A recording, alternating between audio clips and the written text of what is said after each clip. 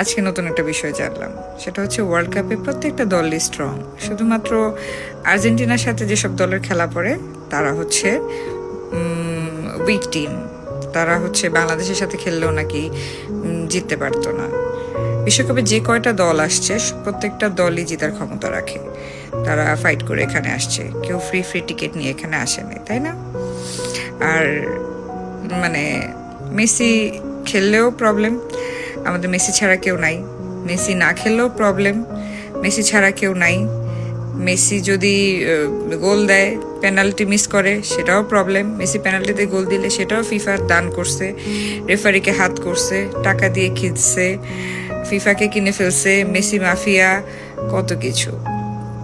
হ্যাঁ ভাই, আমরা মাফিয়া, আমরা ফিফা কিনে ফেলছি। আপনারা পারেন নাই, আপনারা পারলে কিনেন। এখন ফিফা যদি বেস্ট টিমকে সাপোর্ট করে, আপনাদের লাফালাফি করে তো লাভ নাই আসলে। মানে Argentina best, Messi is the best, এটা তো মানতেই হবে। তো শুধু শুধু মানে ফ্রাস্ট্রেশনে থেকে লাভ নাই। এরকম ফ্রাস্ট্রেশনে থাইকা আরও নিজের স্বাস্থ্য খারাপ করবেন, ঠিক আছে? আর্জেন্টিনা ভালো খেলে, ভালো খেলবে।